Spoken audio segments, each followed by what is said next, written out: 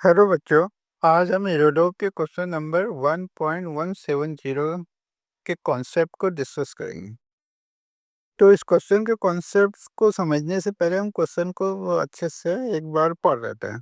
तो इसमें क्या बोलता है कि और ball move translatory collide elastically with another stationary ball of same mass. मतलब हमारे पास दो बॉल हैं, दोनों का आपका मास सेम है। दोनों के बीच में एक बॉल आप पर रुका हुआ है, दूसरा बॉल उससे कोलाइड करता है, दोनों में इलास्टिक कोलिजन होता है।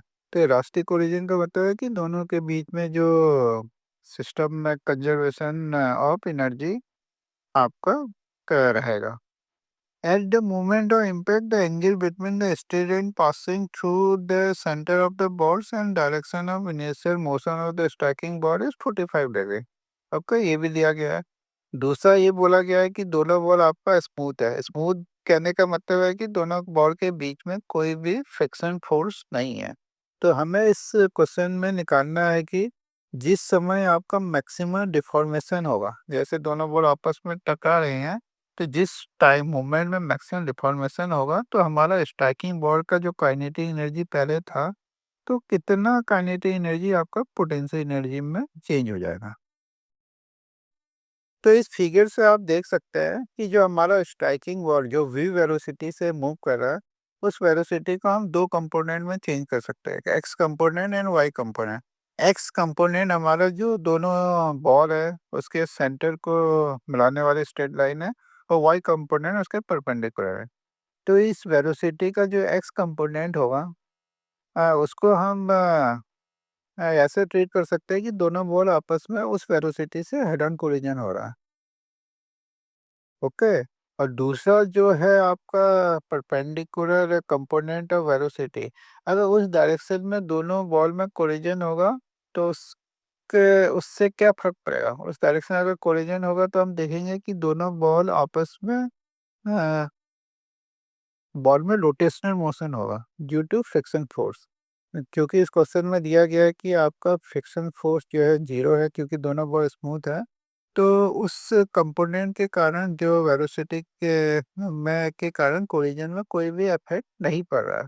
तो हम कह सकते हैं कि जो कोलिजन में केवल एक्स एक्सिस का वेलोसिटी ऑफ स्ट्राइकिंग बॉल आपका अच्छा चेंज हो रहा है, और वाई कंपोनेंट हमेशा कांस्टेंट रहेगा। तो इसी कॉन्सेप्ट को सॉल्व करके हमने इस क्वेश्चन को सेंटर ऑफ मास फ्रेम में सॉल्व करने की कोशिश की है।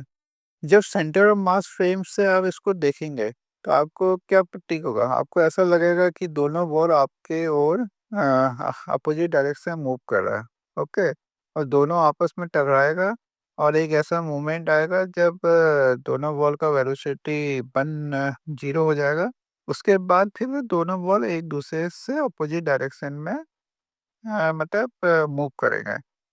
अब आप इसमें ऐसा आपके मन में डाउट हो सकता है कि दोनों अपोजिट डायरेक्शन में ही काहे मूव कर रहे हैं।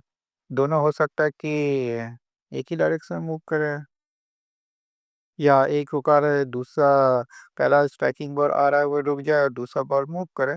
तो ऐसा इस कारण नहीं हो सकता है, क्योंकि हम अपने क्वेश्चन का analysis centre of mass frame में कर रहे हैं, और हम जानते हैं कि सेंटर ऑफ मास फ्रेम में बिफोर द कोलिजन आपका मोमेंटम जीरो होता है, और आफ्टर द कोलिजन भी मोमेंटम जीरो होता है।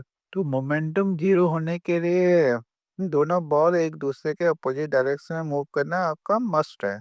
ठीक। तो इस तरीके से हम सेंटर ऑफ मास फ्रेम में किसी भी क्वेश्चन को, कोलिजन क्वेश्चन को आसानी से सॉल्व कर सकते हैं। और इस क्वेश्चन को हमने आपको सॉल्व करके दिखाया है।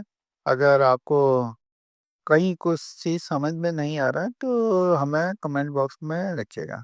ओके।